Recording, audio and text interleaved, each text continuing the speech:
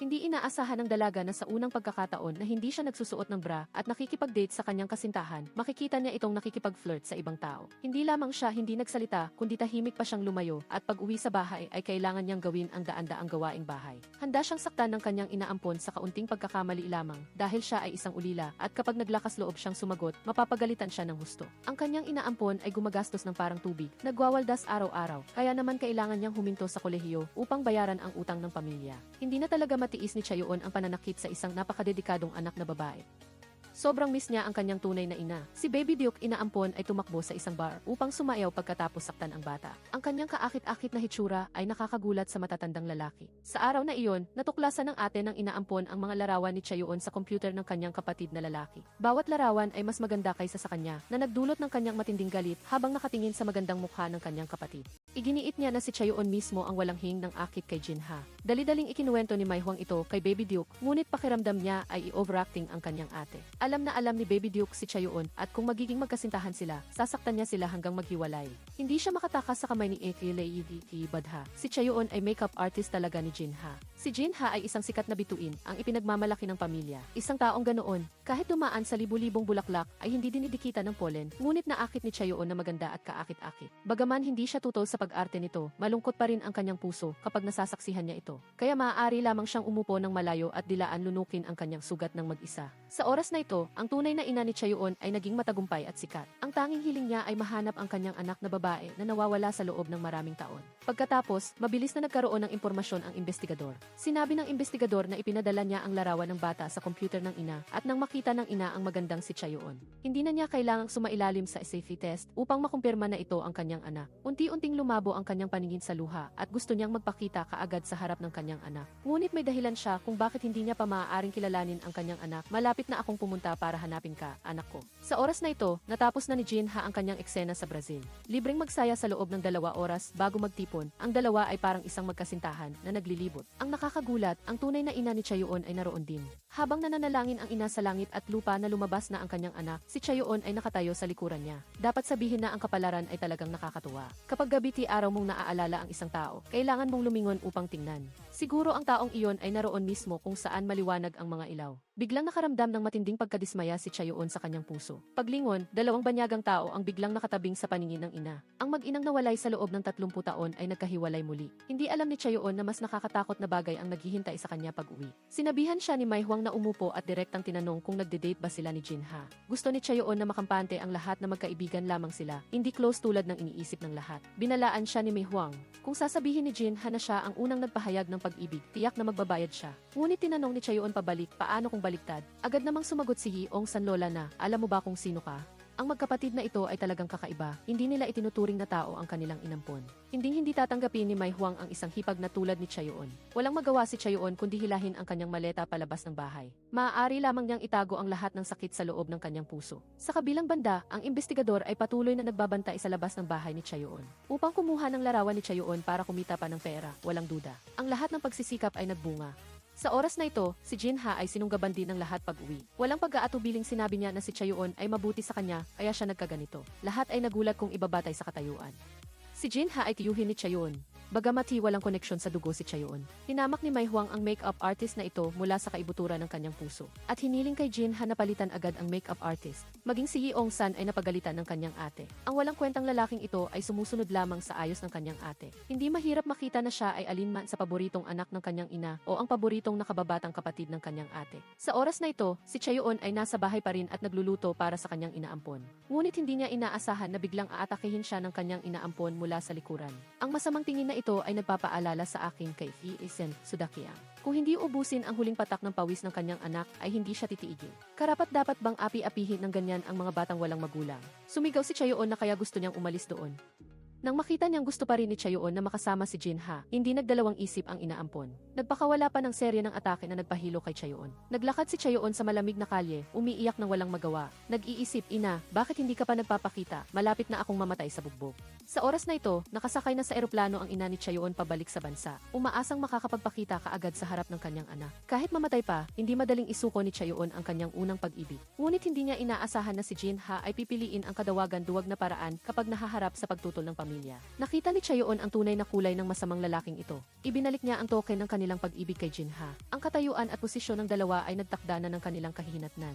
Nang makita si Chaeyoon na kalmado, tila naunawaan ni Jinha na hindi ganoon kalalim ang kanilang damdamin. Ang kasamaan ng inaampon ay nagpamulat kay Chaeyoon sa kasamaan ng mundo. Gusto rin niyang umibig ngunit hindi pinapayagan ng realidad. Ang dalawa ay mahigpit na nagyakapan. Dapat sabihin na ang pag-ibig na walang basbas ng pamilya ay guguho rin sa huli. Ang unang pag-ibig ni Chaeyoon ay nagtapos ng ganoon. Walang tigil ang pag-agos ng kanyang luha. Hindi pa niya nararamdaman kailanman ang pagmamahal. Ngayon ay papasok na naman siya sa isang bangin. Pagkatapos niyang punasan ang kanyang luha, nakita niya ang eksena ng pagmamahala ng ibang mag-ina. Ito ay nagpainggit sa kanya ng husto. Siya ay parang lumabas mula sa isang siwang sa bato. Walang sinuman ang nagmamalasakit sa kanya. Nagpasalamat siya sa langit at lupa sa pagbibigay sa kanya ng malusog na katawan. Ngunit umaasa pa rin na mabibigyan siya ng kaunting pagmamahal ng pamilya. Habang malalim ang kanyang iniisip, biglang tumawag ang inaampon at sinabihan si Chaeyoon na bumili ng midnight snack at ihatid. Siya ay ganap na isang mobile kit at delivery person.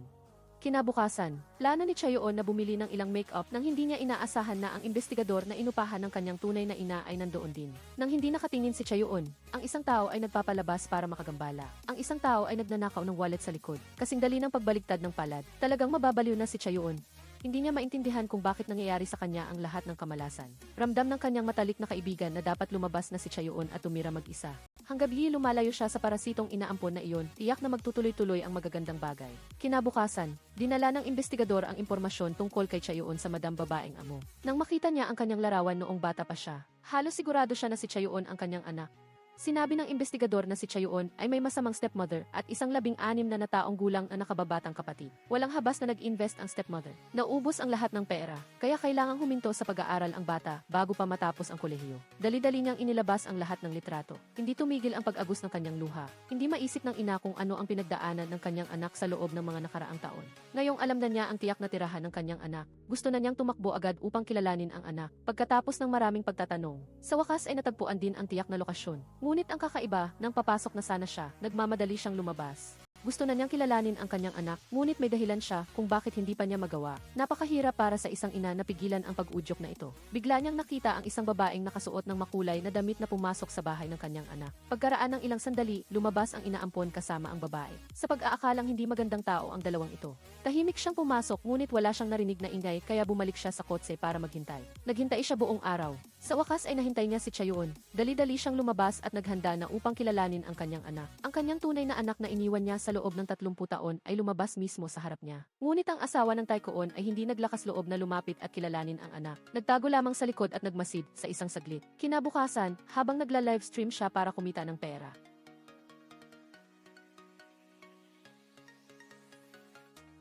isang grupo ng marahas na babae ang biglang sumugod papasok. Walang sabi-sabing sumugod at nanakit sa kanya. Lumabas na ang kanyang inaampon ay nangutang ng pera at tumakas. Dahil hindi makita ng mga loan shark ang inutangan, napilitan silang pumunta roon. Ang isang magandang make-up livestream ay naging magulo. Hindi matiis ni Chaeyoon na masira ang reputasyon niya sa make-up na matagal niyang pinaghirapan. Kaya, pinuntahan niya ang inaampon sa bar. Gusto niyang magpaliwanag ang masamang babaeng ito. Kahit isang simpleng sorry lang. Ngunit malinaw na walang puwang si Chaeyoon sa puso niya. Mas interesado lang siya sa kanyang kasayaw ngayong gabi, hanggang gabi. Umuwi na ang inaampon. Hindi lang kailangang suportahan ni Chaeyoon ang pag-aaral ng kanyang nakababatang kapatid, kundi kailangan din niyang tulungan ang inaampon na bayaran ang utang araw-araw. Hindi na niya talaga makayanan ang ganitong buhay. Ngunit sa inaampon, wala itong problema. Ang ampon ay isa lamang kasangkapan para kumita ng pera. Kahit pumayag man o hindi si Chaeyoon, umalis pa rin siya nang walang pakialam. At sinabi pang ang anak ng ibang tao ay parang tapong tubig, at hindi magmamalasakit sa buhay o kamatayan ng pamilya. Napakalawak ng langit at lupa, pakiramdam niya ay wala siyang mapuntahan. Gaano man kalakas ang ulan, hindi maitatago ang kalungkutan sa kanyang puso. Pakiramdam niya ay isa lamang siyang makinang kumikita ng pera, at hindi na makakaahon kailanman sa buhay na ito. Naalala niya ang kanyang tunay na ina, hindi niya alam kung nasaan ito. Sa totoo lang, natagpuan na siya ng kanyang ina, ngunit dahil sa isang dahilan na hindi niya masabi, hindi niya pa ito maaaring kilalanin. Sa oras na ito, hawak ng kanyang tunay na ina na si Yeong San ang numero ng telepono ni Chaeyoon. Hindi mapigilan ang pagkamis kaya tumawag na siya. Nang marinig ang boses ng kanyang anak sa kabilang linya, tahimik na sinabi ng madam sa kanyang sarili, "Ako ito, anak, naghirap ka talaga." Dahil walang sumasagot, binaba na ni Chaeyoon ang tawag. Basta narinig lamang ang boses ng kanyang anak, lubos na siyang nasiyahan. Kinabukasan nang tingnan niyang muli ang mga larawan ng kanyang anak, hindi na niya napigilan ang pagkamis sa kanyang puso. kaya nagpasya siyang imbitahan si Chayoon para mag-make-up sa kanya. Nagkita ang mag-inang nawalay sa loob ng 30 taon sa ganitong sitwasyon ang hindi nila nalalaman. Ang matamis ng ngiti ni Chayoon ay ang pinakamagandang bulaklak sa mundo sa mga mata ng ina. Gayunpaman, naramdaman din ni Chayoon na napakalapit sa kanya ang taong ito. Tiningnan ni Hee Ong-san ang kanyang anak na buong pusong naglilingkod sa kanya. Hindi tumigil ang pag-agos ng kanyang luha dahil sa pagkakasala at pagsisisi kaya tumakbo siya palayo. Hindi niya kayang harapin mag-isa ang anak na nawawala sa loob ng maraming taon. Marahil ay dahil sa pagmamahal ng ina. Nalungkot din si Chayoon. Pagkatapos ng mahabang sandali, inayos din ng ina ang kanyang damdamin. Masigasig niyang tinanong ang kalagayan ng pamilya ni Chayoon. Nang malaman na wala pang kasintahan ang kanyang anak, ngumiti siya ng masaya dahil gusto ni Hee Ong-san na ipakilala ang kanyang stepson kay Chayoon. Kung hindi siya maging tunay na ina sa buhay na ito, hindi masama ang maging biyenan. Pinayuhan niya ang kanyang anak na bukod sa trabaho, kailangan niyang magpahinga. Ngunit nang magbayad, nagkunwari siyang nakalimutan ang kanyang wallet. Sa sandaling ito, nagpakita ng pagkadismaya si Chayoon. Naisip niya na naglaan siya ng 3 oras para sa kanya. Ngunit gusto niya pala siyang dayain o takasan sa bayad. Sa katunayan, gusto lang ni Hee Ong-san ang bank account number ng kanyang anak. Tinanong pa niya, paano kung hindi kita transferan ng pera? Sumagot si Chayoon na ayos lang. Hindi mahirap mapansin na bagamat mahirap ang buhay ni Chayoon, sa likas na katangian ay napakabait niya. Nasiyahan siya sa anak na ito.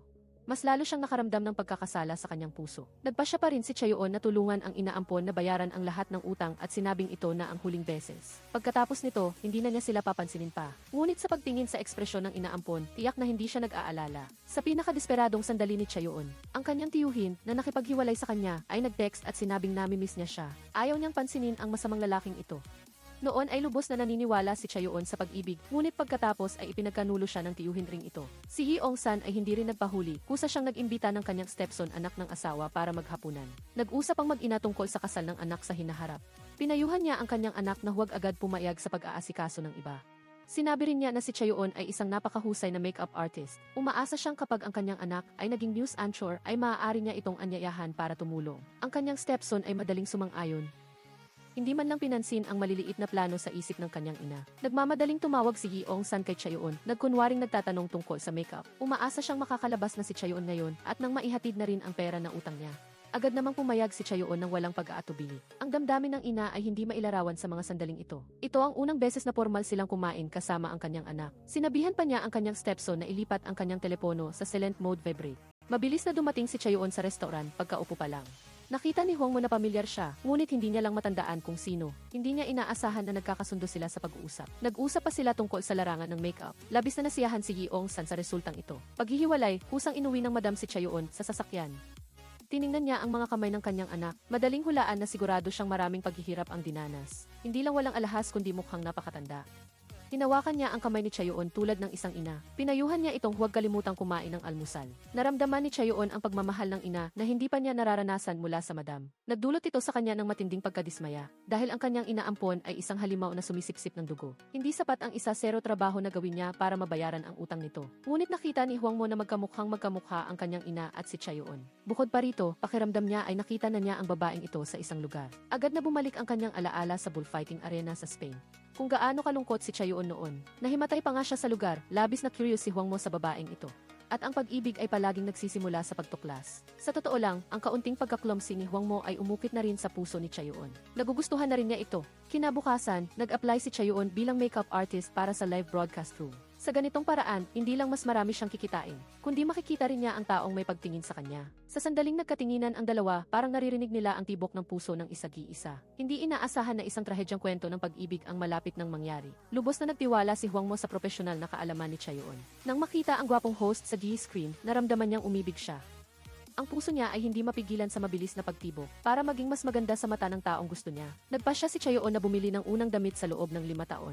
Bago pa niya isinuot, naisip na niya ang eksena na magkikita sila ni Hwang Mo nang hindi sinasadya. Ang nagulat na ekspresyon ni Hwang Mo ay ang pinakamalaking kasiyahan sa kanyang puso. Sa huli, nagtiis pa rin siya at bumili ng damit sa halagang 85,000 won. Sa oras na ito, pinilit naman si Hwang Mo ng kanyang lola na magpakasal. Gusto niyang ipakilala ang isang babaeng nababagay sa katayuan sa kanyang apo. Sa sitwasyong ito, pinili ni Hee Ong-san na manahimik.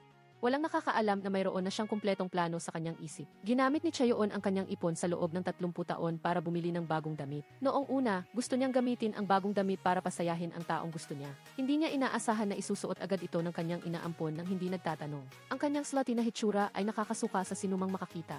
Ang kanyang mga mata ay nagniningning na parang headlight ng kotse. Pagdating sa bahay, natuklasan ni Chayoon na isinuot ang kanyang bagong damit. Walang pakialam na sumagot ang inaampon na ibabalik niya ito pagkatapos labahan. Hindi niya maintindihan kung bakit gusto ng isang 50 taong gulang na babae na magkunwari na parang nasa 20 pa. Hindi rin nagpatalo ang inaampon. Itinuro niya si Chayoon, ang inutil na mukhang ito ay nanghihingi pa ng pera para sa pamumuhay. Hindi talaga pinapahalagahan ng inaampon ang buhay ni Chayoon. Hindi na matiis ni Chayoon ang babaeng ito na inalang sa pangalan. Araw-araw, hindi lang kailangang magbayad ng utang kundi kailangan din niyang suportahan ang pag-aaral ng kanyang nakababatang kapatid. Hindi niya maintindihan kung bakit ayaw magtrabaho ng inaampon na may kamay at paa. At gusto pang maging parasite na sumisipsip ng dugo niya. Ngayon, pati damit ay hindi na pinalampas. Agad namang nagbitiw ng masakit na salita ang inaampon. Gusto niyang tingnan kung ano ang magagawa niya. Kinuha ni Chayoon ang telepono para basagin ito, ngunit naisip niyang pinaghirapan niya ito, kaya hindi na lang itinuloy. Ngayon, gusto na lang niyang tumakas sa nakakatakot na bahay na ito. Sa sandaling ito, gusto na ni Chayoon na sumandal sa kanyang ina. Hindi niya inaasahan na iniisip din siya ng kanyang ina, ngunit hindi lang niya matanggap ang kanyang anak. Nag-empake na si Chayoon sa bahay. Sa pagkakataong ito, talagang nagpasya siyang umalis sa bahay na ito. Nagpasya siyang manatili muna sa bahay ng kanyang matalik na kaibigan na si Moon Okay sa loob ng ilang araw. Ihintayin niyang makahanap ng bahay na upahan bago lumipat. Naiintindihan ni Moon Okay ang sitwasyon ng pamilya ni Chayoon. Mabait na inanyayahan siyang manatili doon at maganda ring may kasama siya. Masaya rin si Moon Okay. Kinabukasan, nakita ng inaampon ang malinis na kusina. Napagtanto niyang baka tumakas na ang ampon. Siguradong umalis na ang ampon na inapi niya. Hindi pinayagan ni Baby Duke na makatakas si Chayoon ng ganoon kadali. Sa oras na ito, normal lang nagtatrabaho si Chayoon sa kanyang pinagtatrabahuhan.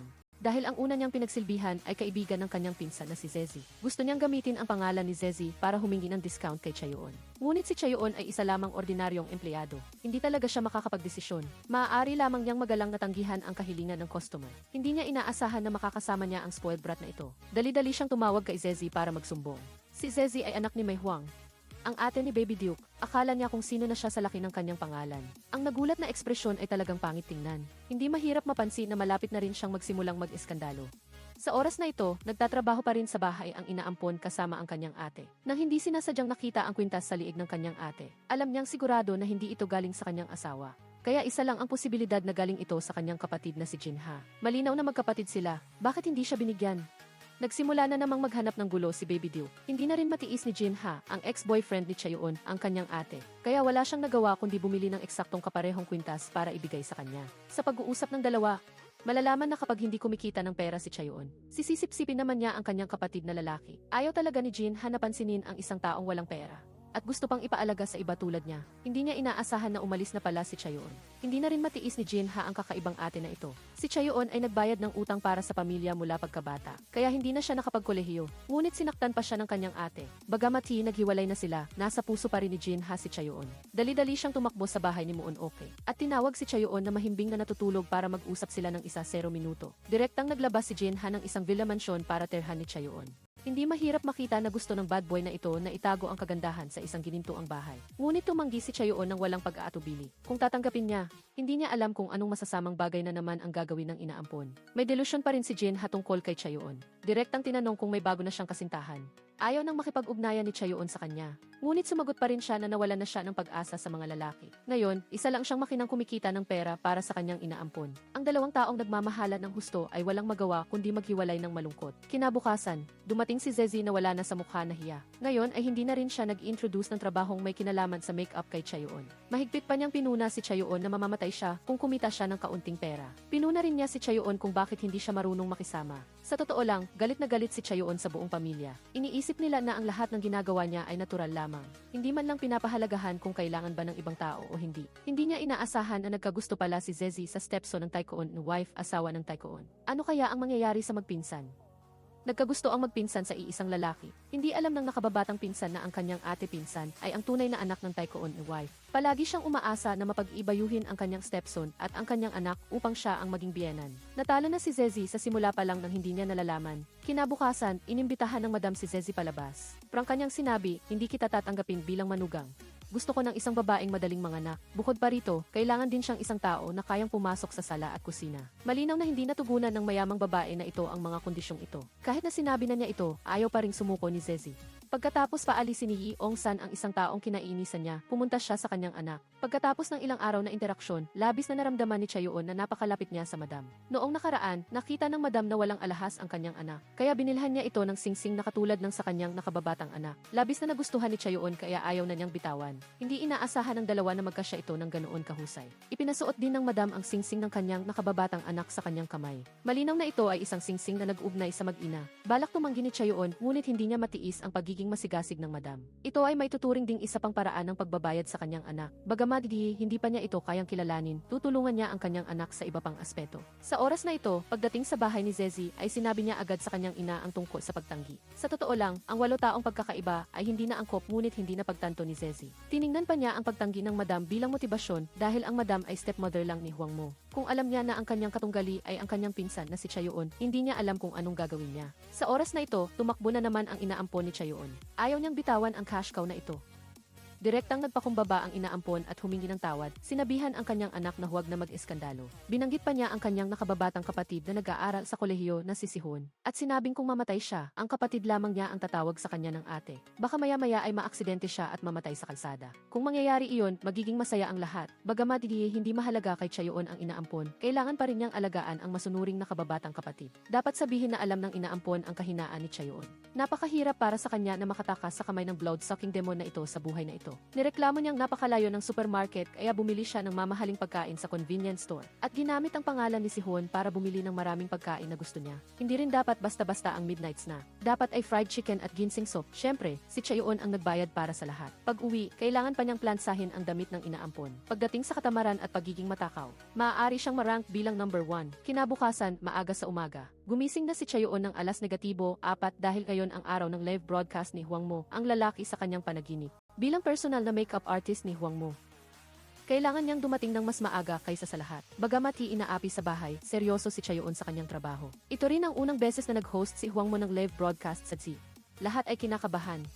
Kahit si Zezi na karaniwang gumigising ng alas negatibo 1-0 ay gising na rin, nakita si Hwang Mo sa Z. Hindi na siya maliligtas. Hindi mahirap mapansin na siya ay nalaso na ng matinding unrequited love. Naging maayos ang live broadcast, walang pagkakamali si Hwang Mo. Gusto pa nga ng ibang host na mag-make up sa kanila si Chaeyoon. Habang naghihiyawan ang lahat para kay Hwang Mo, tahimik namang lumayo si Chaeyoon. Ito pa lamang ang kanyang unang trabaho para sa araw na iyon. Sa totoo lang, hindi rin pinahahalagahan ng ate ng inaampon si Chaeyoon. Ngayon, walang rice wine at pickled cucumber sa bahay. Direktang tinawagan niya si Chaeyoon at sinabihan siyang mag-deliver sa bahay ng walang bayad. Sa labas, mukhang maganda ang buhay niya, ngunit sa bahay, wala siyang boses. Kahit ang paggastos ng 1 sentimo ay kailangan ng pahintulot ng kanyang asawa. Nang dumating si Chaeyoon, sinabi niya rito na umalis na agad pagkatapos mag-deliver. Ngunit sinabihan siya ng kanyang asawa na umupo. Binanggit ng lasing na tiyuhin ang tungkol sa tunay na ina ni Chaeyoon. Ang kanyang tunay na ina ay ang campus queen at nakababata ng kanyang namatay na ama-amahan. Sa huli, ipinagkanulo siya ng isang mayamang lalaki at kahit ng mga anak siya. Nasunog ang bahay at dahil dito, namatay din ang kanyang lolo at lola. Sa huli, sa tulong ng mga kaibigan, lumipat ang kanyang ina sa Amerika. Sa oras na iyon, hindi na siya inasikaso ng kanyang ina. Hindi inaasahan ni Chaeyoon na ang kanyang buhay ay napakalungkot na, ngunit kumpara sa kanyang tunay na ina, tila mas maayos pa rin siya. Nagdasal siya sa Diyos at Buddha na sana ay ligtas ang kanyang ina, at kapag nakatakas na siya sa inaampon na parasite, hahanapin niya ang kanyang ina. Hindi niya inaasahan na iniisip din siya ng kanyang tunay na ina, iniisip niya kung paano tutulungan ang kanyang anak. Kinabukasan, pumunta siya ulit para suportahan ang negosyo ng kanyang anak, ngunit hindi niya sinasadyang nakita ang isang tao na ayaw niyang makita. Iyon ay ang ate ng inaampon. Ang hindi niya pagtanggap sa kanyang tunay na anak ay tiyak na may dahilan sa pamilya ng inaampon. Pag-uwi pa lang niya, nakita niyang nakatanggap ng regalo mula kay Zezi ang stepson niya. Sa ekspresyon, makikita na masaya si Hwang Mo, ngunit hindi ito ang resulta na gustong makita ng madam. Gaano ba kahamak ang mga batang walang magulang? Kapag hindi lang nasisiyahan, sasampalin na, hindi lang kailangang pasanin ang mga gastusin sa bahay. Kundi kailangan din niyang gumising ng maaga para magluto ng beef bone broth para sa inaampon. Plano ni Chaeyoon na magtimpla ng isang basong gatas para paalisin ang kinaiinisan na demonyo, ngunit hindi niya talaga matiis ang kaartehan ng inaampon. Kaya naman, nasayang ang isang araw na sweldo niya. Sa araw, nagtatrabaho si Chaeyoon sa 3 trabaho at alas negatibo 3 ng umaga na ay hindi pa rin siya natutulog. Kahit masakit ang tiyan niya, tinitiis pa rin niya ang pagpapakulo ng beef bone broth at kailangan niyang bantayan ang apoy. Sa tiyak na oras, kailangan niyang magdagdag ng tiyak na sangkap. Nang matapos si Chayoon, malapit na rin ang oras ng almusal. Ang ganitong buhay ay nagdulot ng kaunting pagmamataas sa inaampon.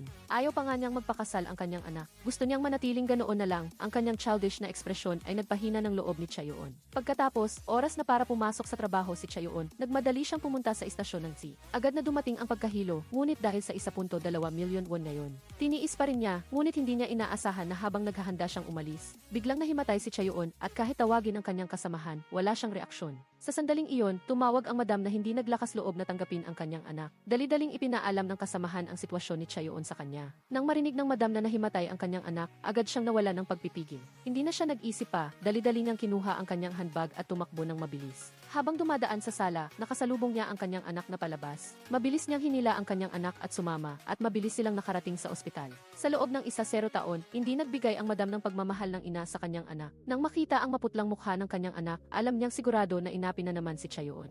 Ikinuwento ni Moon Okay na hindi pa siya natutulog ng 2 oras noong nakaraang araw.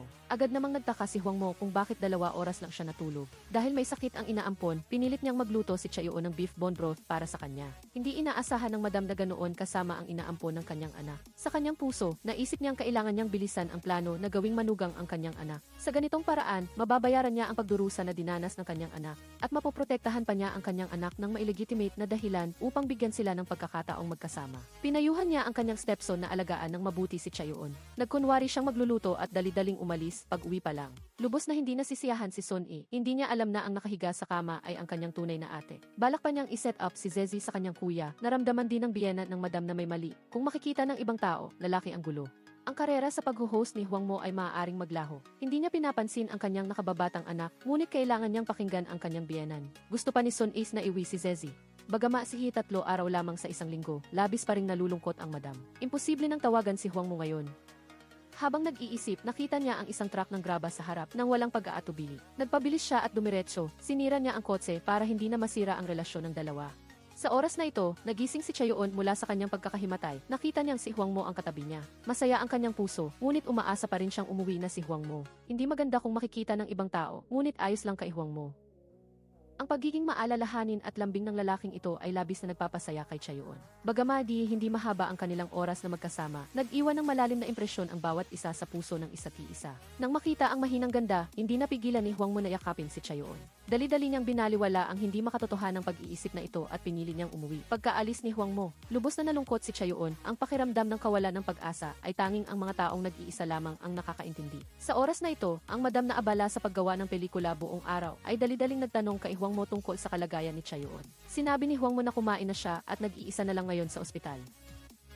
Hating gabi na, ngunit nag-aalala pa rin ang madam para sa kanyang anak. Kinuha niya ang damit at naghanda na sanang pumunta sa ospital. Ngunit nang naisip niya ang nakakatakot na biyenan, umatras siya. Natatakot siyang matuklasan ng ibang tao ang relasyon niya kay Chayoon. Pagkatapos ng pag-aatubili, natulog pa rin ang madam, naisip niya ang inaampon ng kanyang anak. Gusto na talaga niyang mamatay, nagtatrabaho buong araw at pinipilit pa ang kanyang anak na magluto ng beef bone broth. Ngayon, kailangan na lang niyang bilisan ang plano na gawing manugang ang kanyang anak para maresolba ang lahat. Sa oras na ito, tiningnan ng inaampon ang magulong kusina. Iniisip na siguradong tumakas ang lintik na batang iyon dahil ayaw na siyang pagsilbihan. Kinabukasan, umuwi ng maaga si Chayoon para magpahinga, ngunit nilait siya ng inaampon. Sinabi ni Chayoon na nasa ospital siya noong nakaraan, ngunit inakala ng inaampon na may namatay at sinabihan pa ang anak na magbigay na lang ng pera at rent. Maging ang mga kaibigan sa tabi ay napansin na hindi maganda ang kulay ni Chayoon, hindi man lang pinansin ng inaampon at balak pa siyang patuloy na pagsamantalahan. Labis na nalungkot si Chayoon, ang mga salita ng inaampon ay parang isang iced knife na tumusok sa kanyang puso. Nagdulot ito sa kanya ng kaunting hirap sa paghinga. Galit na galit si Chayoon at gusto na niyang lumipad agad sa Amerika para hanapin ang kanyang tunay na ina upang makatakas sa walang pusong inaampon na ito.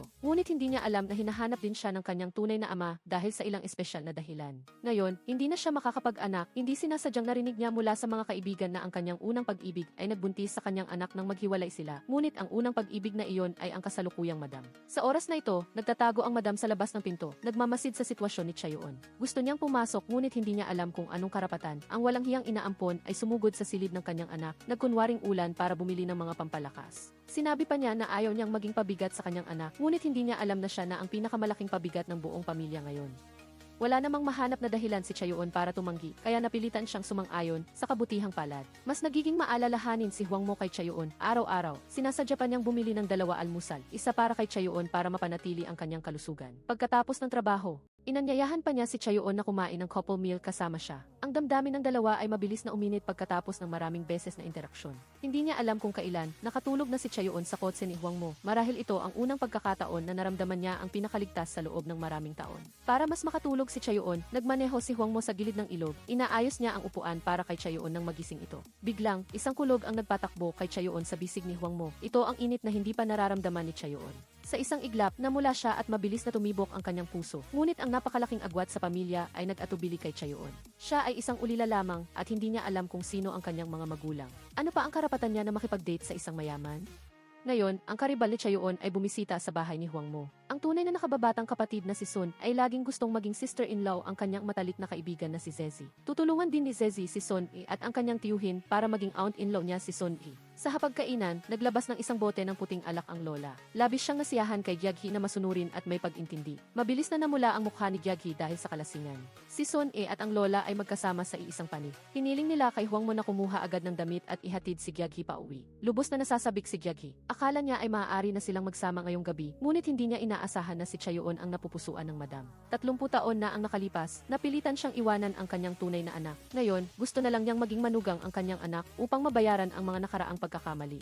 Hindi rin siya tumitigil sa paghikayat kay Chaeyoon na sundan si Hwang Mo. Mas madali pa rin para sa anak na babae na sundan ang lalaki kaysa sa lalaki na sundan ang babae. Pagkatapos ng ilang araw na magkasama, naging napakalapit niya sa madam. Pagkatapos ihatid ang madam pa uwi. Hindi sinasadyang nakita niya si Hwang Mo na isinakay si Gyeonggi sa kotse. Labis na nagselos si Chaeyoon kaya hindi niya ito matiis. Ayaw na niyang manatili pa roon ng isang segundo. Sinabi niya sa madam na umuwi na muna at hindi na niya ito ihatid. Nakatayo si Hwang Mo roon na hindi alam ang gagawin. Dali-daling sinubukan ni Gyeonggi na magsipsip magpa-impress sa kanyang magiging biyenan, ngunit ayaw na siyang makita ng madam ngayon. Bumalik siya sa bahay, pagdating pa lang niya, kinuwestiyon niya ang lola kung bakit pinayagan si Hwang Mo na maghatid. Pagkatapos ng kalahating oras, kailangan na ng kanyang anak na magtrabaho, uminom na ng alak at kailangan pa siyang maghatid ng iba. Hindi niya alam kung ano ang iniisip nila. Sa oras na ito, si Chaeyoon ay umuwi na rin na nalulungkot. Paulit-ulit na nagpapakita sa kanyang isip ang eksena ni Hwang Mo na naghahatid kay Gyeonggi pa uwi. Pagdating sa bahay, ipinakita na agad ng inaampon ang kanyang pampalakas tonic. Pagkatapos niyang inumin ang isang mangkok ng pampalakas, kailangan pa niyang uminom ng iba. Galit na galit si Chaeyoon at gusto niyang hayaan na lang ang masamang babaeng ito na magpalakas para mamatay. Malapit na namang maubos ang laman ng kanyang wallet. Kinabukasan, hindi kinausap ni Chaeyoon si Hwang Mo. Ang kanyang walang emosyon na mukha ay nagdulot din ng pagkadismaya kay Hwang Mo. Kahit na mag-touch up pa siya ng makeup, tinawag pa rin ni Chaeyoon ang assistant. Naramdaman ni Hwang Mo na kung hindi niya hahawakan ng mahigpit si Chaeyoon, mawawala siya. Nagset siya ng date para maghapunan sa Biyernes upang palamigin ang relasyon ng dalawa. Ngunit sa araw ng hapunan, hindi nagpakita si Chaeyoon. Narinig niya mula sa kanyang kasamahan na masakit ang ulo ni Chaeyoon ngayon. Biglang nag-alala si Hwang Mo, gusto niyang lumipad kaagad kay Chaeyoon.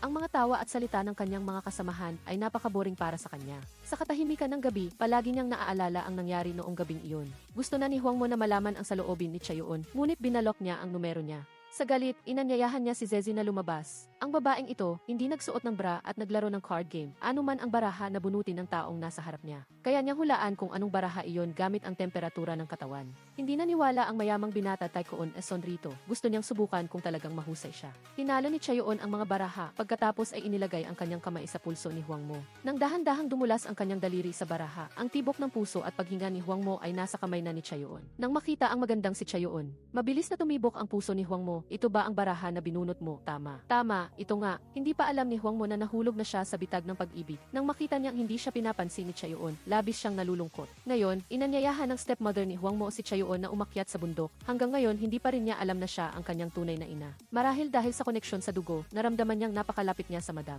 Sa kotse, patuloy na binabasbasan ng madam ang kanyang anak. Pinayuhan siyang huwag manigarilyo o uminom. Anumang ina ay hindi maaaring talikuran ang kanyang anak. Mabilis silang nakarating sa lugar. Kusang kinuha ni Hee Ong-san ang lahat ng bagahe. Gusto niyang bayaran ang kanyang anak na nawala sa loob ng 30 taon. Labis na nasaktan ang Taekwon ni wife nang makita ang kanyang anak na babae na walang matinong damit.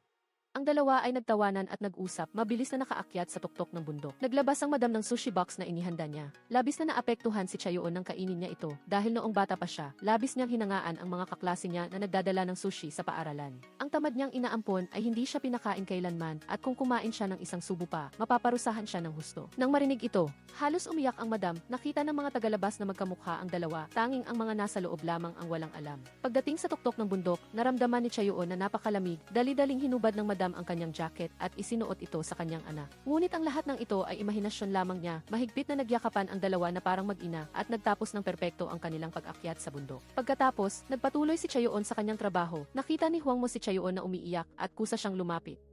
Sa totoo lang, ang lahat ng ito ay nasa isip niya. Nang magising siya, labis na nahiya si Hwang Mo. Ang hininga ni Chayoon ay nagpapainit sa kanya. Hindi naintindihan ni Chayoon kung ano ang nangyayari at pinaypayan pa niya ito ng dyaryo. Hindi pa rin alam ni Chayoon na ang lahat ay dahil sa kanyang napakagandang hitsura. Prangkang tinanong ni Hwang Mo kung galit ba siya sa kanya. Kung hindi, bakit siya umiiwas sa kanya? Sa totoo lang, may epekto rin si Hwang Mo kay Chayoon, ngunit ang mga babae ay hindi marunong magpahayag. Mabilis na dumating ang oras ng pag-uwi, gustong ipaliwanag ni Hwang Mo ang pagkakamali noong huli na inihatid niya si Zezi pa uwi. Gumamit siya ng lahat ng salita upang ipaliwanag na hindi lasing si Zezi noong araw na iyon. Kundi kailangan lang niyang sundin ang utos ng kanyang lola para ihatid siya pa uwi. Kusa siyang nagtanong kung may nararamdaman ba si Chayoon para sa kanya, partikular kung gusto ba niya siya. Hindi rin alam ni Chayoon, gusto lang niya ang pakiramdam na kasama siya. Hindi niya inaasahan na ganoon din ang nararamdaman ni Hwang Mo. Gusto pa nga niya siyang yakapin, dumana si Chayoon ng isang nabigong pag-ibig, ngunit ayaw din niyang mawala si Hwang Mo. Nagpa siya ang dalawa na subukang mag-date. Nagtakda sila ng isang buwang palugit kung magkakaroon pa rin sila ng nararamdaman para sa isa't-isa, magiging magkasintahan na sila. Pagkatapos, sinimula ng dalawa ang kanilang unang date, hindi sinasadyang ikinuwento ni Hwang Mo ang tungkol sa kanyang pagkabata. Namatay ang kanyang tunay na ina noong siya ay 5 taong gulang pa lang. Ang kanyang kasalukuyang ina ay stepmother, ngunit hindi naiiba sa kanyang tunay na ina. Hindi sinasadyang nagsimulang makaramdam ng awa si Chayoon. Pag-uwi, sinabihan pa ni Hwang Mo si Chayoon na bawasan ang dami ng trabaho. Kung mapapagod siya, labis siyang malulungkot. Mabilis na dumating ang oras ng pamamaalam, walang halik, walang yakap, tanging simpleng pag-abot lang ng kamay. Tanging ang ekspresyon lang ng dalawa ang nagpapakita na ayaw nilang maghiwalay, tumango sila at nagpaalam. Dapat sabihin na ang malinis na pag-ibig ay palaging hinahangad, si Chayoon na walang ama at ina. Ngayon, medyo nakalutang siya, ang babaeng pinalaki ng pag-ibig ay talagang kakaiba. Hindi siya kumakain ng midnight snack kailanman, ngunit ngayon ay bumili siya ng maraming fried chicken. Nakita ng inaampon na medyo kakaiba ang kanyang anak, ngunit basta may pagkain, masaya na siya. Ayaw niyang makialam sa kung anuman ang nangyari kay Chayoon. Sa gabi, inaalala pa rin ni Chayoon ang oras na kasama niya si Hwang Mo, nakaramdam pa siya ng pagkakasala sa madam. At sinabi sa sarili na makikipag-date lang siya sa anak nito sa loob ng 1 buwan. Mahirap na hanapin ng Taekoon wife ang kanyang tunay na anak, ngunit hindi siya naglakas loob na kilalanin ito. Hinayaan na lang niyang apihin ng inaampon araw-araw. Hindi inaasahan ni Chayoon na gusto rin siyang apihin ng kanyang pinsan. Hindi na matiis ng mabuting tao ang ganitong buhay. Nagpasya siyang turuan ng leksyon ang kanyang nakababatang pinsan. Kahapon, kinumpirma lang ni Chayoon ang lihim na relasyon niya kay Hwang Mo. Naghanda na silang mag-date ng 1 buwan para subukan ang kanilang damdamin. Ngunit hindi niya inaasahan na habang naglihim sila ng date ngayon, makikita pala sila ng kanyang nakababatang pinsan na si Sun-i. Dali-dali siyang tumakbo para magsumbong sa kanyang ina. Ang aking kuya at ang makeup artist ay may hindi normal na relasyon, mukha silang magkasintahan. Bukod pa rito, paano magiging karapat-dapat ang isang makeup artist sa kanyang perpektong kuya? Sa totoo lang, gusto niya ang tiyuhin ni Zezi at gustong iset up ang pamangkin ni Jin Han na si Zezi para sa kanyang kuya. Ngunit hindi niya inaasahan na si Chayoon ang kanyang tunay na ate. Gayunpaman, hindi nakapagsalita ang madam. Sa kanyang puso, naisip niyang ang paggawa sa aking anak na babae na maging manugang ay sumulong ng isang hakbang. Si Chayoon na halos mabaliw ay dahan-dahan ding nakaahon sa dilim sa pamilya ni Hwang Mo. Nakaramdam din siya ng kakaibang pagiging malapit, lalo na ang pagmamalasakit na nagmumula sa kaibuturan ng puso ng madam. Kinabukasan, kusang inanyayahan ng madam sina Chayoon at Hwang Mo na magkasamang umakyat sa bundok. Gusto niyang gamitin ang pagkakataong ito para magkaroon ng mas maraming interaksyon ang dalawa sa daan. Nagtawanan at nag-usap ang lahat na parang isang pamilya. Nagbigay pa ng pagkakataon ang madam kina Hwang Mo at Chayoon na mag-usap dahil kay Chayoon. Nagbaon pa ng gamot si Hwang Mo. Dahil sa malnutrisyon mula pagkabata, madaling mapagod si Chayoon sa pag-akyat sa bundok. Kusang inabot ni Hwang Mo ang kanyang kamay para tulungan siya. Nang makita ang eksenang ito, agad nang umiti ang madam ng may kasiyahan. Si Chayoon ay kinakabahan at natatakot sa kanyang puso. Siya ay isa lamang ulila na walang ama at ina. Mabilis na nakarating ang lahat sa tuktok ng bundok. Hindi inaasahan na makakakita sila ng mga fan ni Hwang Mo doon. Nang makita ito, medyo na-insecure si Chayoon. Nag-iisip siya kung ang pag-ibig na may malaking agwat sa katayuan ay magkakaroon ba ng masayang resulta. Pagbaba sa bundok, nagsimula na namang mag-isip ang madam. Umaasa siyang makakarga niya ang kanyang apo sa loob ng ilang taon pa. Napakaganda sana kung ang 4 na miyembro ng pamilya ay magkakasama na pumunta rito. Biglang natumba si Chayoon. Dali-daling inalalayan ni Hwang Mo ang kanyang minamahal na tumayo. Medyo natatakot pa rin siyang malaman ng madam ang kanilang relasyon. Mabilis na dumating ang oras ng pamamaalam. May utang ang madam sa kanyang anak ng 30 taon kaya ayaw niya itong iwanan. Paulit-ulit niyang pinayuhan si Chayoon na kumain ng maayos at matulog ng mahimbing. Kasabay nito, hindi rin niya nakalimutan na purihin ang kanyang anak sa harap niya. Sa gabi, inisip ng madam ang mga nangyari noong araw na iyon. Kailangan gumawa ng paraan para magkasama sina Chayoon at Hwangmo. Sa oras na ito, si Jiadi, ang pinsan ni Chayoon na hindi nakita si Hwangmo sa loob ng maraming araw, ay may masamang balak. Nag-make-up at nag-ayos siya at naghanda na siyang ayain si Hwangmo na maghapunan dahil nag-date sila noong nakaraan. Natatakot siyang mamisinterpret ng ibang tao ang relasyon niya kay Jiadi kaya tinawag niya ang kanyang nakababatang kapatid na si Son-i para sumama. Ngunit sinasadya ni Jiadi na ayain si Son-i ng mas maaga. Hiniling niya kay Son-a na umalis sa tamang oras at kunin na rin ang kanyang mamahaling sapatos. Sa ganitong paraan, magkakaroon siya ng pagkakataon na makipag-ugnayan ng mas malapit kay Hwangmo. Ngunit hindi niya inaasahan na magkakaroon siya ng leksyon sa buhay sa pagkakataong ito. Tuwing naiisip niya ang eksena, tumawa si Jiadi ng husto, ngunit ang plano ay hindi kailanman nakakasabay sa pagbabago. Ang customer na kumakain sa restaurant ay nagliwanag ang mga mata nang makita ang sapatos ni Jiadi. Inilagay niya ito sa lupa at sinubukan, hindi niya inaasahan na magkasya ito ng ganoon kahusay. Nang dumating si Son-i sa hapunan, tumingin siya sa kaliwa at kanan, ngunit hindi niya nakita ang sapatos ni Jiadi. Dali-dali niyang ipinaalam ang masamang balita kay Jiadi. Hindi na nag-isip pa si Jiadi at tumakbo agad para tingnan. Ang mamahaling sapatos ay bigla na lang naglaho. Ngunit nang naisip niya ang nakakahiyang eksena, naramdaman niyang ayos lang. Ngunit ng oras na para umalis, nagkunwari siyang hindi niya mahanap ang kanyang sapatos. Gusto niyang buhatin siya ni Hwangmo papunta sa kotse. Pagkaraan ng ilang sandali, lumapit si Hwangmo sa reception at kumuha ng isang peres ng tsinelas. Agad na nanigas ang ekspresyon ni Jiadi. Kailangan niyang isuot ang pangit na tsinelas na iyon at sumakay sa kotse. Hindi nagbigay ng labis na pansin si Hwangmo, tapos na ang kanyang misyon nang maihatid niya siya sa kotse. Dali-dali siyang tumawag kay Chayoon, gustong ayain siya na mag-midnight snack at mamasyal. Ngunit nang marinig ni Chayoon na si Hwangmo at Jiadi ay kumain ng mag-isa, labis siyang nagselos. Direktang tinanggihan niya ang kahilingan ni Hwangmo. Sa oras na ito, itinapon ni Jiadi ang nakakainis na tsinelas. Naalala niya na noong nakaraan, nakakita siya ng daga pagkababa sa kotse. Wala siyang sapatos kaya ayaw na niyang bumaba sa kotse. Kaya, tinawagan niya si Chayoon na malapit lang, hiniling niya sa pinsan na dalhin ang isang peres ng sapatos na rubber shoes. Ngunit naghahanda ng maligo si Chayoon at sinabihan si Jiadi na maghintay ng ilang minuto. Naiinis si Jiadi habang nakaupo sa kotse. Nang matapos maligo si Chayoon at madali ang dinala ang sapatos, agad niya itong dinampot at ibinato kay Chayoon. Galit na nagtanong si Chayoon kung ano ang gusto niyang gawin, buong yabang niyang sinabi na sinasaktan niya ito. Sa pagkakataong ito, tuluyan nang sumabog ang isang mapagpakumbabang tao, tulad ni Chayoon at nagpa siyang turuan si Jiadi ng leksyon. Dali-daling umuwi si Chayoon at kinuha ang susi ng kotse at sinabihan si Jiadi na ituro ang daan pa uwi. Gayunpaman, ayaw ni Jiadi na malaman ng kanyang pamilya ang mga bagay na ito. Ayaw nang maghintay pa ni Chayoon ng isang segundo, direktang binangga niya ang kotse, kaya agad na nahilo si Jiadi. Nagpabilis ulit si Chayoon at binangga muli. Si Jiadi ay tumakbo pa uwi na parang nasugatang aso. Mabilis siyang nakarating sa bahay ni Jiadi. Direkta siyang hinila ni Chayoon sa kwelyo pa uwi. Hindi man lang pinansin na walang suot na sapatos si Jiadi. Gusto niyang pakinggan ng kanyang tiyuhin at tiyahin kung sino ang nagkamali. Mabilis niyang ikinuwento ang buong pangyayari sa lahat. Kinuwestiyon niya, maliban na sampalin ko si Jiadi ng ganoon. Ang ama ni Jiadi ay tanging makapagsabi na hindi. Ang babaeng laging inaapi ng kanyang inaampon. Sa wakas ay hindi na niya matiis ang pang-aapi ng kanyang pinsan kaya lumaban siya. Hindi inaasahan ni Jiadi na ang kanyang ina lamang ang kumakampi sa kanya. Dapat sabihin na kung ano ang puno, iyon ang bunga. Hiniling ng lahat kay Jiadi na humingi agad ng tawad, ngunit ayaw ni Chayoon ng ganoong klaseng tawad. Gusto niyang putulin na ang relasyon niya kay Jiadi. Kahit saan sila magkita, kailangan nilang magkunwari na hindi sila magkakilala. Kung malalaman ni Jiadi na pareho silang nagmamahal sa iisang lalaki, hindi niya alam kung anong laro na naman ang gagawin ng scamming woman na ito sa oras na ito. Chakan ay gustong-gusto ng tumakbo para yakapin at hagkan ang kanyang ina. Ang isang batang walang ama at ina ay marapat ba na apihin ng ganito? Hindi niya inaasahan na natagpuan na siya ng kanyang tunay na ina, ngunit hindi pa rin nangangahas na kilalanin siya. Ginagawa niya ang lahat para gawing manugang si Chakan. Ang kanyang masamang ama ay hindi rin sumusuko. Sa mga nakaraang taon, ang hindi pagkakaroon ng anak ay nagpadali sa kanyang buhok. Sa kabutihang palad, ang relasyon ni Chakan at Hwangmo ay umuunlad ng matatag. Naakit din si Hwangmo sa magandang boses ni Chakan sa pagkanta. Bawat gabi ay natutulog siya ng may magagandang alaala. Nang matapos ang trabaho noong araw na iyon, inanyayahan ni Hwangmo si Chakan na maglakad. Ang dalawang nagmamahalan ay gusto lang na magkasama bawat minuto at segundo. Mas gusto pa nilang umupo at mag-usap sa isang bangko sa gitna ng malamig na taglamig kaysa umuwi at magbukas ng pampainit. Kusa nang ipinatong ni Hwangmo ang kanyang jacket kay Chakan. Ang init na ito ay parehong mabigat at nakakagaan ng loob para kay Chakan. Hindi pa rin nakakalimutan ni Hwangmo ang tungkol sa mentholated oil. Kusa siyang sumandal sa balikat ni Chakan upang magpainit, sinabing siya ang kahaliling pampainit na bag. Gustong-gusto ni Chakan ang katuwaan at kaibigan ni Hwangmo na hindi niya alam kung paano ito sasabihin. Dahil wala siyang magawa, nagpa siya si Hwangmo na subukan ang mataas na takong ni Chakan.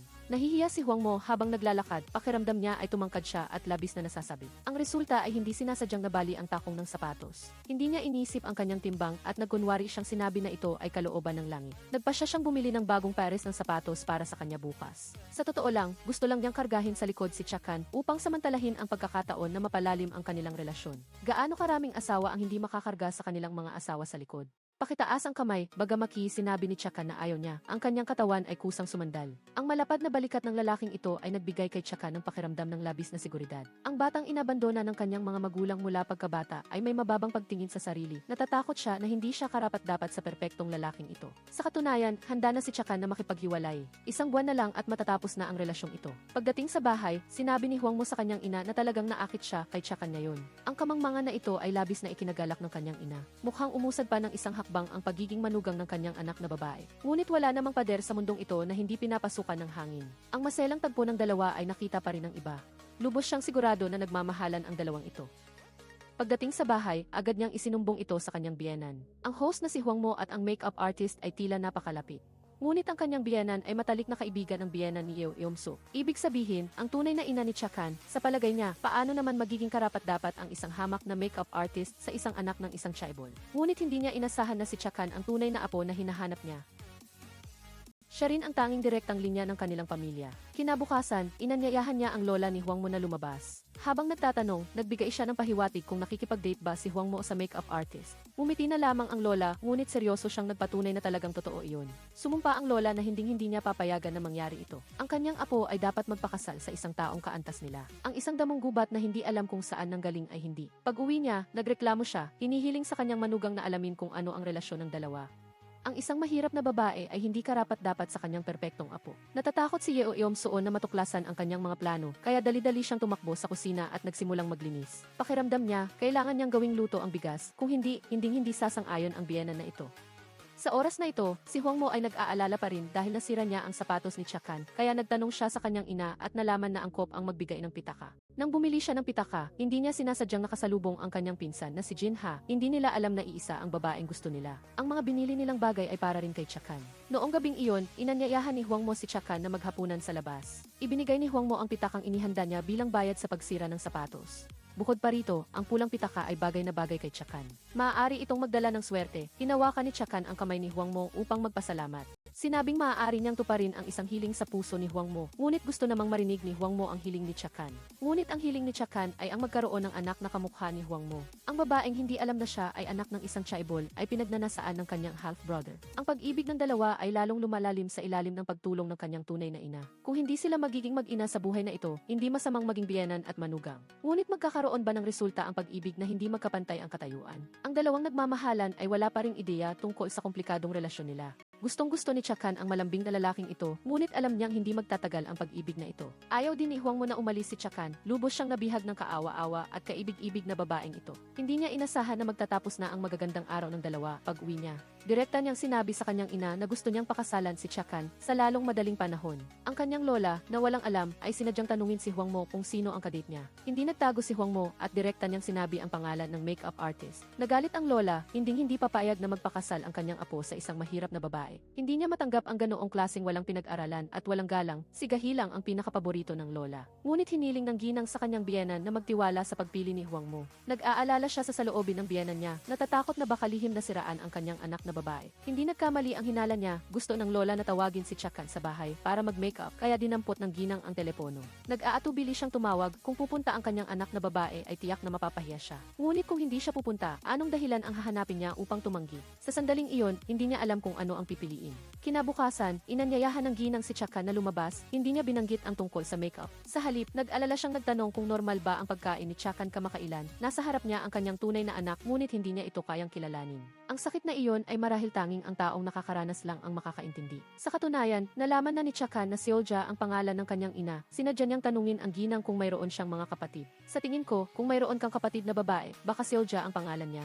Sumagot ang ginang na napakaganda ng pangalan na iyon, nataranta siya dahil ang pangalan niya noon ay Jae-seonja. Ngunit nang nasa Amerika siya, pinalitan niya ang kanyang pangalan sa Jeong-sien. Natakot ang ginang na mabunyag kaya nagmadali siyang humanap ng dahilan para umalis. Sa oras na ito, ang lola sa bahay ay hindi mapakali at direktang tinawag si Jaiji na pumunta sa bahay. Gusto niyang samantalahin ang pagkakataong ito para paglapitin sina Huangmo at Jaiji. Ngunit si Huangmo ay nasa isang mainit na panahon ng pag-ibig. At ayaw niyang pansinin ang sinumang babae maliban kay Chakan.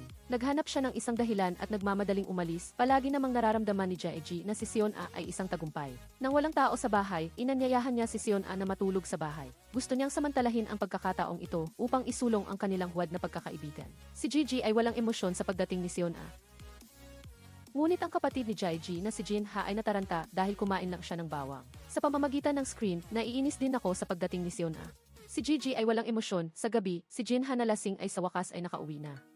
Ang dalawang babae ay nahirapang hilahin si Jin-ha sa silid tulugan. Si Sion-a ay halos mabaliw na. Sa pagkakalapit niya sa isang artista, patuloy na bumibilis ang tibok ng kanyang puso. At nangangarap pa siyang magkaanak kay Jin-ha. Hinikayat din ni Jaiji si Sion-a na bigyan si Jin-ha ng pampagaling sa hangover upang makuha ang loob niya. Agad na nakita ni Gigi na walang magandang intensyon ang kanyang kapatid. Sinabi na kung ang lasing ay gumawa ng masama, hindi ito maganda para sa sinuman. Ngunit ang kanyang bibig na amoy bawang ay palaging ang kanyang kahinaan. Maaari lamang siyang sumunod sa kanila dahil baka gumawa ng masama ang lasing. Hanggang madaling araw, hindi makatulog si Sion-a dahil hindi pa siya natutulog sa labas ng bahay. Tumakbo siya sa kusina at uminom ng alak para hipnotismuhin ang kanyang sarili. Ngunit hindi niya alam na hawak niya ang matapang na white liquor, maya-maya lang. Ang buong katawan niya ay naging hindi na matino. Maaga sa umaga, nagising si Jaiji at napansing wala na si Sion-a. Agad siyang tumakbo sa silid ng kanyang pinsan para tingnan, ngunit nakita lang niya ang pinsan niya. Nagtaka rin si Jaiji, bakit biglang nawala ang taong nasa ayos lang. Bigla siyang nakarinig ng ingay sa pangunahing bahay. Si Sion-a ay talagang natutulog kasama si Jin-ha. Baliw na baliw si Jaiji. Nagmadaling hilahin ang dalawa. Nagising si Jin-ha na tulala. Natatakot pa ang mahinang ito na baka masira ang kanyang pagkabirhen.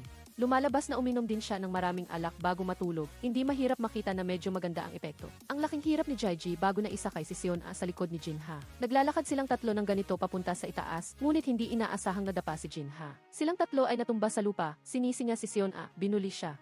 Biglang isang sipa mula sa himpapawid ang bumagsak. Nagkalat ang itlog. Si Jin-ha na lang ang umiiyak sa sakit.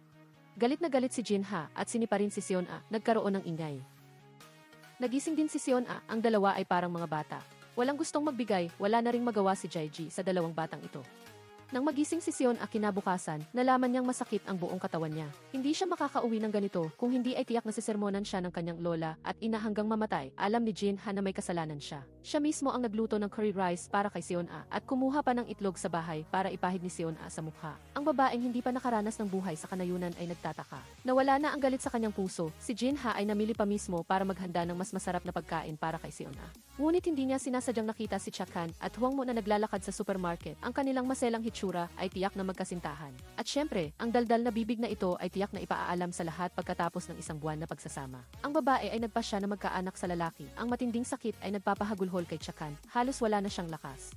Naisip niya, kaya mo yan, magsikap tayo. Isang iyak ang umalingaw-ngaw. Sa wakas ay ipinanganak ang bata, hindi niya inaasahan na marunong na itong tumawag ng nanay pagkapanganak pa lang. Nagising din si Chakan na gulat sa panaginip, ang iyak ng bata ay hindi siya tinakot, kundi ang pagnanais na magkaroon ng sariling anak. Noong gabing iyon, nag-makeup siya ng maganda, inilabas ang kwintas na perlas na matagal na niyang iniingatan, ang kanyang maputi na balat, malalaking mata, matangos na ilong at maliliit na labi, kasama ang kanyang kaibig-ibig na natural na kulot na buhok, mukha siyang hinog na peach. Isang buwan na lang ang nalalabi, ngayong gabi kailangan niyang mapasuko si Huangmo. Ano ba talaga ang dahilan kung bakit gustong magkaanak ng isang dalaga sa kanyang kasintahan bago sila maghiwalay? Lumalabas na kahapon, ang lola ni Huangmo ay naghanap kay Chakan sa kanyang pinagtatrabahuhan. Kahit ang lola ay kinailangang umamin na talagang napakaganda ni Chakan. Ngunit hindi pa rin niya matanggap ang kasal na hindi magkapantay ang katayuan. Inalam niya ang tungkol sa kanya at kay Huangmo. Sinadya pa niyang banggitin ang kanyang katayuan, magkaiba ang tao sa tao, dapat magkaroon ng distansya. Nagkwento pa siya tungkol kay Jaiji, ang manugang na pinili niya ay dapat na marunong sa etikete at nagmula sa isang marangal na pamilya. Dahil dito, medyo nawala ng kumpiyansa si Chakan. Ang mga batang walang ama at ina ay kadalasang hindi kumpiyansa sa sarili. Lalo na kapag humaharap sa nakatatanda ng kanyang kasintahan, ito na siguro ang pinakamahirap na make-up ni Chakan paglabas. Hindi sinasadyang nakita siya ng kanyang tunay na ina. Hanggang ngayon, hindi pa rin siya nangangahas na kilalanin ang kanyang anak. Sa kanyang puso, sumumpa siyang tiyak na papayagan niyang magkasama ang kanyang anak at anak na babae. Pag uwi niya, tinanong niya ang lola tungkol sa sitwasyon ng make-up kanina. Labis siyang nag-alala, hindi alam alam ng mga tagalabas at iisipin na siya ang tunay na ina, ngunit ang lola ay tila walang pakialam. Sinabihan ang kanyang manugang na huwag mag-alala, gusto lang niyang mapagtanto ng mahirap na babae ang kanyang lugar, ngunit hindi niya alam na ang babae ay isa ring gintong anak ng iba. Sumang-ayon ang ginang sa sagot ng lola sa labas, ngunit si Chakan lang ang nasa isip niya, natatakot siyang baka mag-give up si Chakan kay Huangmo dahil sa kawalan ng kumpiyansa. Walang magawa ang ginang kundi manalangin para sa kanyang anak sa harap ng imahe ni Guanyin. Sa oras na ito, ang co-host ni Huangmo ay nakaranas ng isang aksidente. Habang nag-host ng programa, bigla siyang nawalan ng malay na ikinatakot ng tagapamahala at halos maihi sa pantalon. Napansin nila ang pinsan ni Chakan na si Jaiji, na ang tindig at tono ng boses ay akmang-akma sa pagiging host at nasiyahan silang lahat kay Jaiji. Lihim din siyang nagpalakas ng loob sa sarili. Iniisip na sa araw-araw na pagtatrabaho, kasama si Huangmo, tiyak na magkakaroon ng maraming pagkakataon. Nagmadaling tumakbo si Jaiji sa bahay ni Chakan at ibinalita ang magandang balita sa kanyang tiyahin. Ang totoo ay gusto niyang sumuko si Chakan.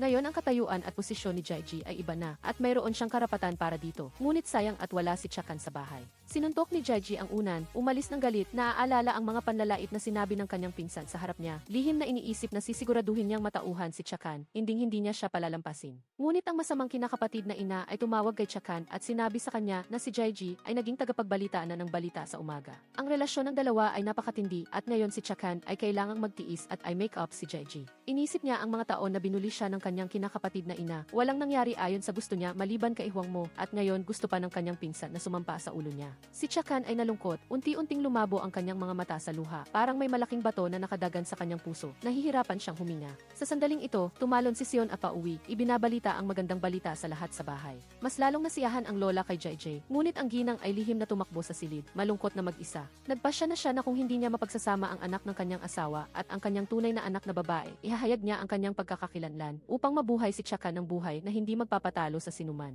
Ngunit hindi pa rin siya sumusuko, gusto pa niyang subukan ng isa pang beses. Pagkatapos, sa harap ni Huangmo, binanggit niya ang tungkol sa paghahanap ng lola kay Chakan. Ang inosenteng si Huangmo ay gusto pang hanapin ang lola para makipagtalo, ngunit mabilis siyang pinigilan ng ginang. Sinabi niya na kung mahalaga ang kanyang anak, gayon din ang anak ng iba. Kung walang magulang, kukunin siya ng walang kabuluhan. Sa oras na ito, labis na naiinis si Huangmo, hindi niya inaasahan na hindi rin makatulog si Chakan. Gusto talaga niyang magkaroon ng sariling anak kung matupad ang kanyang hiling. Agad siyang aalis sa istasyon ng DC at lilipad papuntang 8 sa gabi. Nag-make-up ng maganda si Chakan sa ilalim ng mainit na liwanag, matamis na alak. Ang init ni Chakan ay nagpahirap kay Huangmo na manatiling kalmado. Nang bumalik ang may-ari ng bahay, iyon din ang oras na kailangan nilang maghiwalay. Ang isang buwang takdang oras ay natapos na. Nang maghiwalay, patuloy na nagbigay ng pahiwatig si Chakan kay Huangmo. Muli niyang niyakap si Chakan, ngunit pinigilan pa rin ni Huangmo ang damdamin sa kanyang puso. Ayaw niyang makuha si Chakan ng hindi malinaw. Ang babaeng hindi alam na siya ay anak ng isang mayaman na ginang, ay palaging binubuli ng kanyang pinsan na kasama niyang lumaki. Lumaban si Chakan, nanumpa na hindi siya makikipagtulungan sa kanya, ngunit hindi niya inaasahan na napansin si Jaiji ng direktor ng istasyon ng Z. Bigla siyang naging isang hinahangad na tagapagbalita, habang si Chakan ay naging kanyang personal na makeup artist. Tamang-tama na ang magpinsan ay nagmamahal sa iisang lalaki. Ngayon tinutulungan ni Chakan si Jaiji na mag-makeup, patuloy siyang pinupunan ni Jaiji. Minsan sinasabi niyang hindi bagay ang kulay ng lipstick, minsan naman ay sinasabi niyang hindi natural ang false eyelashes. Ang masamang babae ay nagkunwari pa na kaibig-ibig na mukhang kasuklam-suklam kahit ang assistant ay hindi makatiis, ngunit hindi pinansin ni Chakan ang mga bagay na ito. Ibinigay lang niya ang eye supplement na ibinigay ni Jaiji kay Jaiji, ngunit nagpakita ng pang-iinis si Jaiji, tumalikod at itinapon ito sa basurahan. Si Huangmo lang ang pinakamamahal niya habang nagla-live broadcast. Si Chakan ay maingat na nag-makeup kay Huangmo na nagpagalit kay Jaiji. Ang inggit na tingin na iyon ay nakakakilabot. Pagkatapos ng broadcast ay agad niyang sinimulang awayin si Chakan. Sinisisi siya kung bakit hindi siya ni make-up habang nagla-live broadcast at inanyayahan pa si Huangmo na mag-almusal sa harap niya. Sino ang mag-aakala na pagkatapos noon ay mapapahiya siya? Direkta niyang tinanong si Huangmo kung sa tingin niya ay mukhang probinsyana si Jaiji ngayon. Sumagot si Huangmo na hindi niya nararamdaman iyon. Hindi niya alam na matagal nang nagkumpirma ng relasyon sina Huangmo at Chakan. Bago'y kasal, hindi pa rin tinanggap ni Huangmo ang pagkilos ng pagkain bago ang kasal. Kinabukasan, patuloy na pinuna ni Jaiji si Chakan. Minsan sinasabi niyang hindi bagay ang kulay ng lipstick. Minsan naman ay sinasabi niyang mayroon siyang allergic na balat. Hindi sinigawan ni Chakan ang masamang babae na ito. Direkta niyang sinabi na mas maganda pa ang balita kaysa sa mukha niya. Huwag kalimutan na ang pagdarasal ay iniisip lang ang mga handog. Napahiya si Jaiji. Mabilis na dumating ang pagkakataon na i-make up si Huangmo. Ngunit ang assistant ay nagsimulang magreklamo na hindi niya maintindihan si Jaiji. Hindi pa siya nagiging tagapagbalita ay wala na siyang pakialam sa sinuman at pinupuntirya pa si Chakan, ang pangunahing make-up artist. Siyempre, hindi papayag si Huangmo na mabuli ang kanyang babae. Pagkatapos ng trabaho ay nagkunwari siyang inanyayahan si Jaiji na mag-lunch. Ang totoo ay gusto niyang tulungan si Chakan na maghiganti, ngunit hindi niya inaasahan na ang tusong babae ay direktang ihahayag ang relasyon ng magpinsan.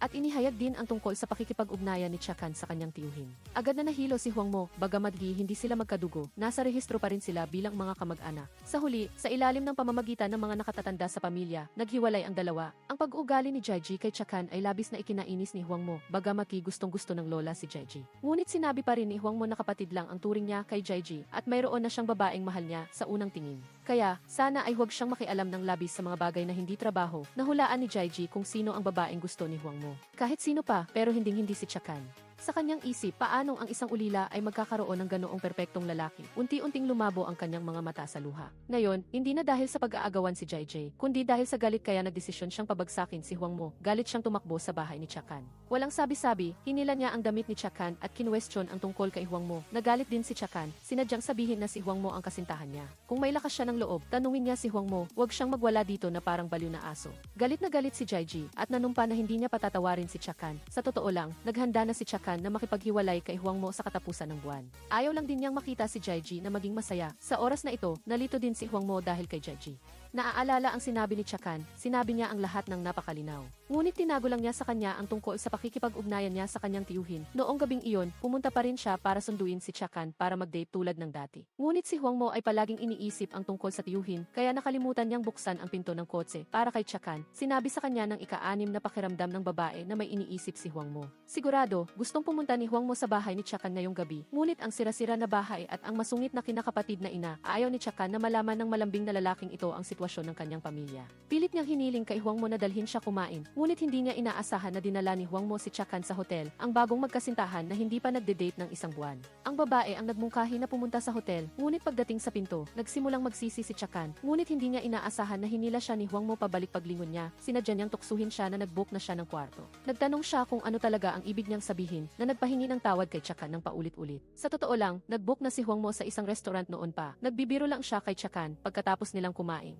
Naghanda pa silang dalawa na uminom ng alak, ngunit hindi inaasahang nakasalubong nila ang tiyuhin na si Jin Ha na nakikipag-entertain sa mga kliyente. Muling nagkita ang dating magkasintahan. Ang kapaligiran ay labis na nakakahiya, wala nang pagmamahal si Chakan kay Jin Ha. Ngunit hindi makalimutan ni Jin Ha ang kaibig-ibig na si Chakan. Ang maselang tagpo ng dalawa ay naging kahiya-hiya sa paningin ni Jin Ha. Sa totoo lang, hindi rin maganda ang pakiramdam ni Huang Mo sa kanyang puso. Sinabi ng daldal na babae ang tungkol kina Chakan at sa tiyuhin kay Huang Mo. Mabilis na pumunta ang dalawa sa karaoke bar. Gusto ni Huang Mo na lasingin si Chakan. Mayroon siyang mga pagdududa na nag-aatubili siyang sabihin, nalaman ni Chakan ang maliit na pag-iisip ng kanyang kasintahan. Ginamit niya ang alak at sinipa siya ng bahagya bilang isang maliit na parusa. Pagkatapos, sumandal siya sa dibdib ni Huang Mo at ikinuwento ang kanyang kwento kay Jin Ha. Tinulungan niya si Jin Ha na mag-makeup dati. Pagkalipas ng isang taon, nag-date din silang dalawa ng ilang sandali. Sa simula ay hindi dahil sa pag-ibig kundi dahil kailangan niya ang atensyon ng isang tao. Kahit na si Jin Ha ay isang martial arts star, mahina ang loob niya, hindi siya ang perpektong lalaki ni Chakan. Ang pag-ibig ni Chakan para kay Huang Mo ay umabot na sa kaibuturan ng kanyang buto. Kahit lumipas pa ang 100 taon, ayaw niyang maghiwalay, ngunit sa kasamaang palad, 1 buwan lang ang kanilang takdang oras, naalis ang mga pagdududa. Mas lalong lumalim ang pag-ibig ni Huang Mo kay Chakan, ngunit ayaw pa rin niyang umabot sa huling hakbang.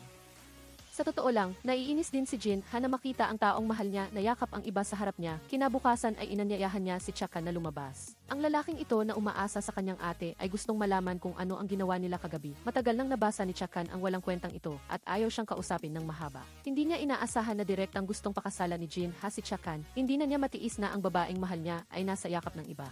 Ngunit sinabi ni Chakan na mahal niya si Huang Mo. Direkta niyang sinabi na nakaraan na si Jin Ha at sana ay huwag na siyang makialam sa buhay niya nang makitang hindi niya makukuha ang gusto niya. Nagsimulang manlait si Jin Ha na isa lang siyang ulila na hindi man lang alam kung sino ang mga magulang niya, gustong umakyat sa host na gusto ng lahat.